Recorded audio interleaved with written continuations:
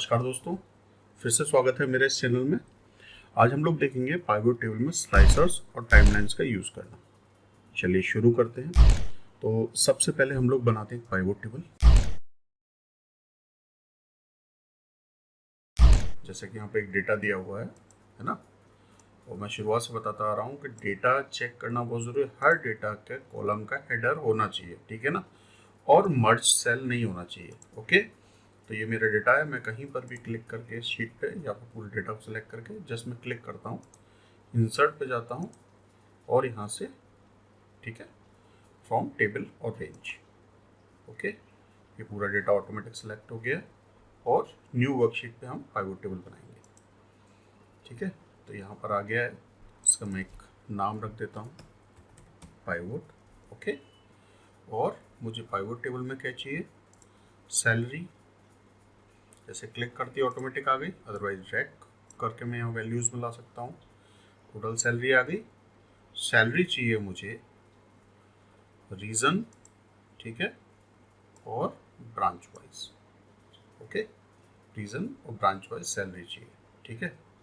और मुझे डिपार्टमेंट में ऊपर रख लेता हूँ। ओके, अभी मेरे से पूछा जाए कि भाई हर डिपार्टमेंट का अलग अलग सैलरी कितना कितना है, एक बार वो बताइए।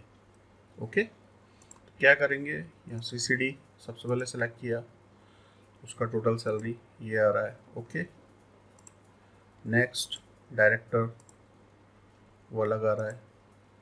फिर फाइनेंस ले लिया, फाइनेंस का अलग आ रहा है। तो मुझे क्या करना पड़ रहा है, एक एक फिल्टर यहाँ से लगाना पड़ रहा है। ओके, तो बेस्ट वे है, अगर इस टाइप से डेटा मुझे बार बार चेक करना पड़ता है, कुछ एनालिसिस कर रहा हूँ, तो एक बहुत अच्छा व्यू में वो दिखाई दे और इजी हो जाए। तो उसके लिए क्या करेंगे, हम फिल्टर्स का यूज़ करेंगे। तो सबसे पहले मैं इसको हटा देता हूँ, ठीक है। यहाँ से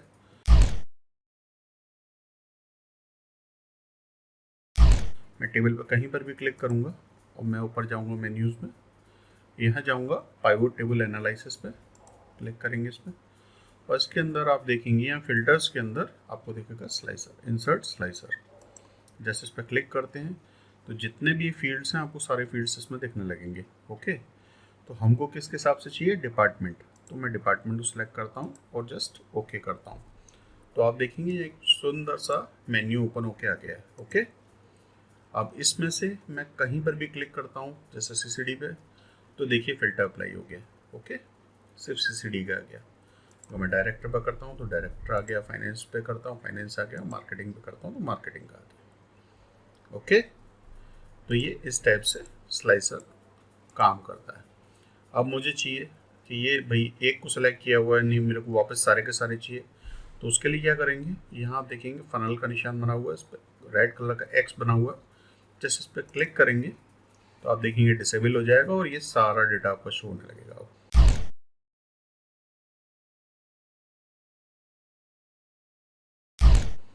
अब मुझे चाहिए एक बार में मैं 2 आइटम्स का फिल्टर लगाऊं, क्योंकि यहाँ मैं सेलेक्ट कर रहा हूँ और इसके बाद मैंने मान लीजिए CCD के साथ में फाइनेंस चाहिए, ठीक है। तो क्या हो रहा है, या तो मैं एक ही को सिलेक्ट कर पा रहा हूँ। तो उसके लिए क्या करना पड़ेगा, मैं CCD पे क्लिक करता हूँ और जस्ट ये मल्टीपल सेलेक्ट, इसको सिलेक्ट कर लेता हूँ। इस पर क्लिक करने के बाद अब मैं जितने भी साथ में सेलेक्ट करूँगा तो आप देखेंगे 2 डिपार्टमेंट सेलेक्ट होगा। मार्केटिंग भी जोड़ना है, देखिए मार्केटिंग का डेटा भी आ गया। ओके, ऐसे पर्सनल का भी आ गया। और अगर इसे हटाना है तो जस्ट यहाँ से हटा सकते हैं, ठीक है। और ये मल्टीपल, ये अगर डीएक्टिवेट करना है, डिसेबल करना है, जस्ट इस पर क्लिक कर दीजिए, वापस ये नॉर्मल में कन्वर्ट हो जाएगा। ओके, अब मुझे चाहिए कि एक ही डेटा के अंदर तो मल्टीपल फिल्टर यूज़ करने हैं। ओके, 2 स्लाइसर्स यूज़ करने हैं। तो कैसे, एक स्लाइसर ऑलरेडी है, मैं वापस जाता हूँ उसके अंदर, ठीक है। और यहाँ क्या करता हूँ, वापस से इंसर्ट स्लाइसर पे क्लिक करूँगा और इस बार हम रीजन भी एज अ स्लाइसर में ले लेते हैं। ओके, रीजन भी ले लिया, आप देखेंगे रीजन भी यहाँ पर आ गया है। ओके, अब अगर मैं रीजन पे क्लिक करता हूँ, देखिए सिर्फ रीजन वो आ गया है। अब चाहूँ तो मैं यहाँ से रीजन को हटा सकता हूँ। ओके, अब आप देखेंगे नॉर्थ, साउथ, वेस्ट। ओके, अब नॉर्थ के अंदर अगर फाइनेंस डिपार्टमेंट देखना है तो यहाँ मल्टीपल फिल्टर अप्लाई होकर आपको डेटा देख रहा है। साथ के साथ आप देखेंगे कि मैंने अगर यहाँ पर एक सिंगल फिल्टर अप्लाई किया हुआ, ईस्ट किया हुआ, फाइनेंस लिया हुआ या कोई भी ले रहा हूँ, लेकिन एक यहाँ मेरा फिल्टर क्या है, डिसेबल आ रहा है। क्यों? क्योंकि इसके अंदर ईस्ट के अंदर डायरेक्टर नहीं है, ठीक है ना, इस वजह से डिसेबल्ड आ रहा है। अगर मैं इसे सेलेक्ट भी करता हूँ तो ब्लैंक आएगा। तो अगर मुझे ऐसे फिल्टर जो यूज में नहीं है, जो जिनका डेटा अवेलेबल नहीं है, अगर उनको हटाना हो तो वो कैसे करेंगे? सोर्स डेटा में जो डेटा अवेलेबल नहीं है, क्या करेंगे, हम जाएंगे जिस पे मेरे को अप्लाई करना है उसको मैं सेलेक्ट करूंगा। मैंने इसको सेलेक्ट किया, जाऊंगा, आप देखेंगे स्लाइसर को सेलेक्ट करते ऊपर एक नया मेन्यू दिखने लगा, स्लाइसर, उसमें जाएंगे। इसमें बहुत सारी चीज़ें दी हुई हैं। फर्स्ट हम क्या करते हैं, हम जाते हैं स्लाइसर सेटिंग पे, ठीक है। स्लाइसर सेटिंग पे जाएंगे तो यहाँ आप इसका नाम भी बदल सकते हैं। यहाँ पर DPT लिखा हुआ है, आप देखेंगे यहाँ इसको शॉर्टिंग भी कर सकते हैं, अल्फ़ाबेटिकली करना है आपको वो भी कर सकते हैं। प्लस मैं चाहूँ तो यहाँ पर से hide items with no data, okay, just इस पर क्लिक कर दूंगा, क्या होगा, अब आप देखेंगे वो हट गया, ओके। अगर वो अवेलेबल होगा तो ही शो होगा, ओके, और अननेसेसरी डेटा हट जाएगा, ठीक है। जैसे अब यहाँ से हटाया, जस्ट ये हटाया, तो आप देखेंगे इसमें सारे दिखने लगे, डायरेक्टर भी आ गया वापस, ओके। और अगर यहाँ डायरेक्टर पे क्लिक कर रहे हैं तो आप देख रहे हैं सिर्फ साउथ आ रहा है, बाकी 3 डिसेबल आ रहे हैं। तो क्या करेंगे, इसे भी सिलेक्ट करेंगे, स्लाइसर्स में जाएंगे और यहाँ इसे हाइड कर देंगे। तो आप देखेंगे जो यहाँ पर अननेसेसरी है वो भी हट गया, ठीक है दोस्तों। अब इसके अलावा मैं एक स्लाइसर को हटा देता हूँ इसमें से, रीजन को, ओके, और वापस से रीजन को हम यहीं पर ले लेते हैं, ओके।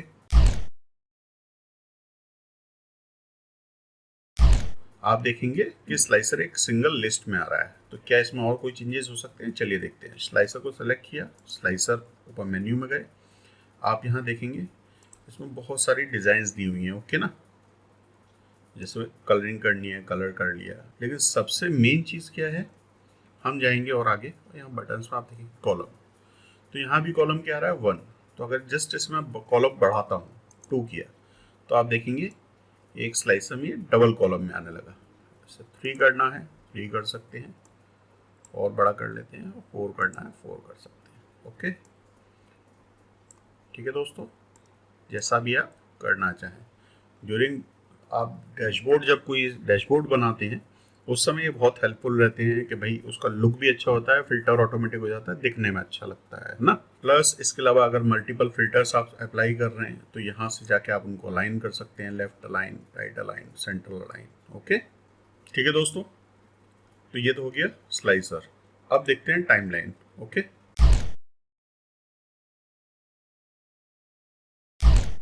जस्ट ये डेटा पे कहीं पर भी क्लिक करता हूँ मैं पाइवोट टेबल पे, और मैं जाता हूँ पाइवोट टेबल एनालिसिस में। अब यहाँ पर हम देखेंगे, यहाँ पर आ रहा है स्लाइसर, इंसर्ट स्लाइसर के जस्ट नीचे इंसर्ट टाइमलाइन, इस पर क्लिक करेंगे।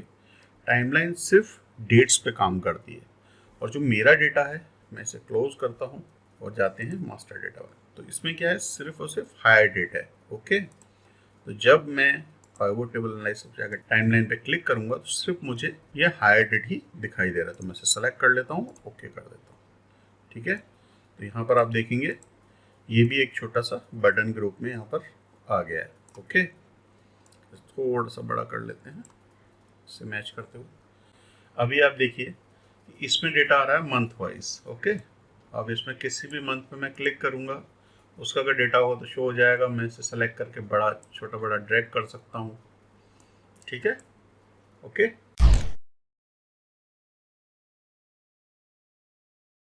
इसके अलावा डाटा विजुलाइजेशन यहाँ मंथ वाइज हो रहा है। मैं जस्ट यहाँ जाऊँगा, मंथ्स पे क्लिक करता हूँ। यहाँ देखेंगे आप क्वार्टर वाइज, डे वाइज और ईयर वाइज। यहाँ हम ईयर वाइज कर लेते हैं। आप देखेंगे अब ईयर वाइज डेटा आ रहा है, ओके। किसी भी ईयर पे क्लिक करेंगे तो वो डेटा आ रहा है, और इसको ड्रैग करके छोटा बड़ा कर सकते हैं, ओके। सेम अगर आपको चाहिए कि भाई पूरा डेटा देखना है तो सेम यहाँ पर भी फनल बनी हुई, इस पर जस्ट क्लिक करेंगे और ये आ जाएगा, ओके। स्लाइसर की तरह आप टाइमलाइन को भी जैसे ही सेलेक्ट करते हैं तो ऊपर मेन्यू आ जाएगा टाइमलाइन का। इसके अंदर जाके आप कई इसकी स्टाइल्स हैं, आप अलग अलग स्टाइल्स सेलेक्ट कर सकते हैं। ओके, जैसा आपको पसंद आए वैसा यहाँ से सेलेक्ट कर सकते हैं। ठीक है दोस्तों, तो ये है पाइवोट टेबल में स्लाइसर्स और टाइमलाइंस का यूज़ करना। आज का वीडियो कैसा लगा आप कमेंट में बताइएगा, और किसी को कोई परेशानी आ रही हो स्लाइसर और टाइमलाइन को यूज़ करने में तो प्लीज़ मेरे को कमेंट में बताइएगा। मिलते हैं नेक्स्ट वीडियो में, तब तक के लिए थैंक यू।